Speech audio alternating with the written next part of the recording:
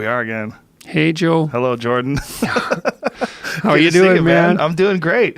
You have the schedule that you have and the amount of energy and enthusiasm you maintain with the schedule is very remarkable because you're not stopping. You're not slowing down. I mean, you've had your foot on the gas for like 2 solid years now.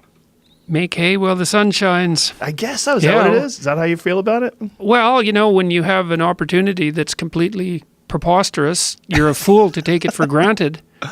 Yeah, I guess that's it, right? So Tammy and I have been to 100 cities since January.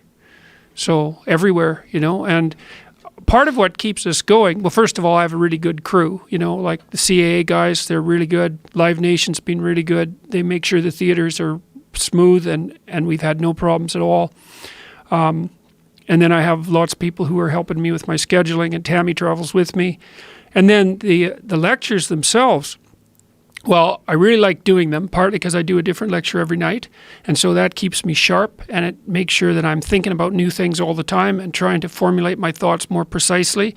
And they're also unbelievably positive. So that's also something that makes it a lot easier to do because, I go to a city and there's 1,500 to 2,000 people waiting for me there, which is like staggering in and of itself, wherever I go.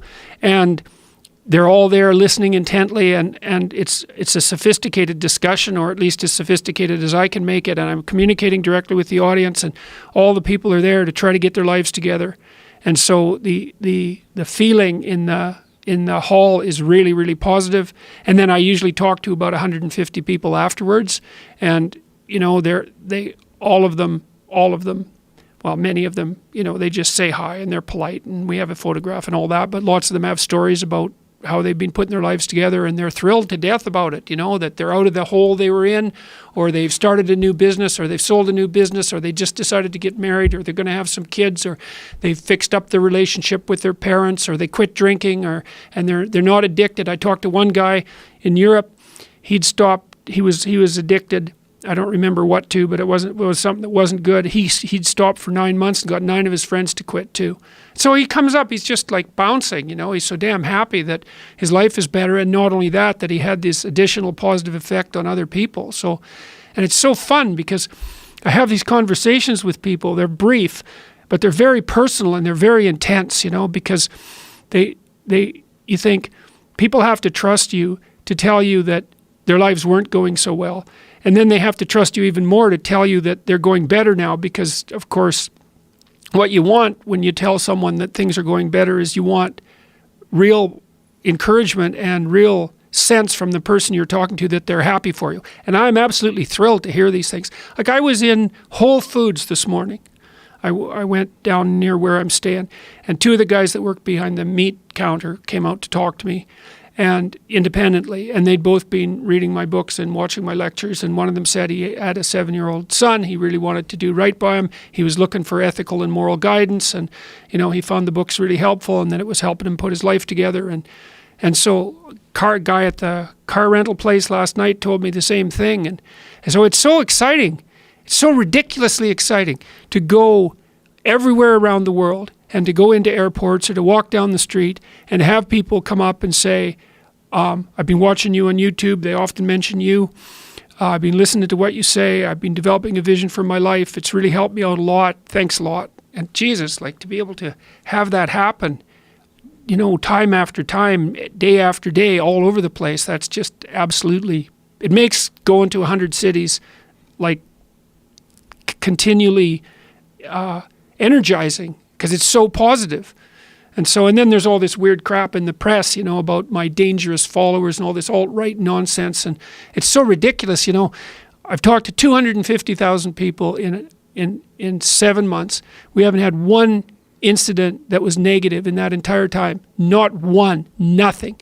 No misbehavior on anyone's part. We had one heckler who was obviously not a fan of mine, given that he was a heckler. That was it. Other than that, the audiences behave perfectly. They all dress up. They come in suits, which is really cool. A lot of the young guys, they dress up. So they have a little suit competition with me, which is quite fun. So that's an additional bonus. And yeah, It's pretty damn good, Joe.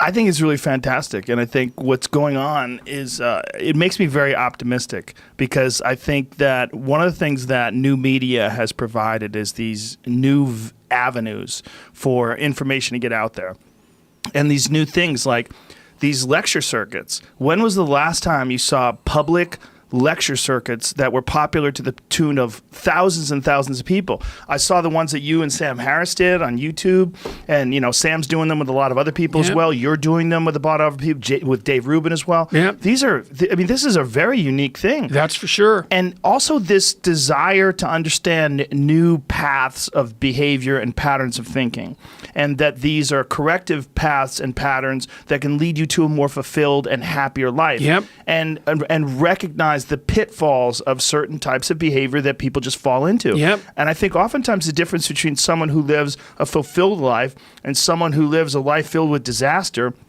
is following incorrect patterns and not knowing what the correct ones are. Yep. So there's a lot of good people out there that live shitty lives, and they don't do it because they're just dumb or because they're bad. They do it because they've been influenced by certain patterns. They've fallen into patterns, whether it's because of the people that they surround themselves with, or the neighborhood they grew up, the people that are around them have this way of being, and they kind of fall into that, or it's drugs or it's alcohol or whatever it is.